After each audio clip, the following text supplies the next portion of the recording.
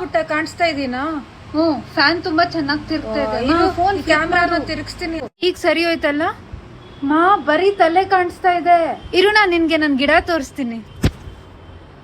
ಅಮ್ಮ ಪಾಕೆಟ್ ಅಲ್ಲಿ ಹಾಕೊಂಡೆ ಫೋನ್ ನ.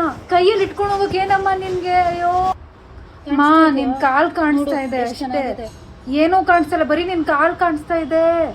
ಇರು ಫೋಟೋ ಕಳಿಸ್ತೀನಿ. ಕಳ್ಸು. ತುಂಬಾ ಚೆನ್ನಾಗಿದೆ. ಯಾವ ಗಿಡ ಅಂತೆ? ಶೆಕೆ.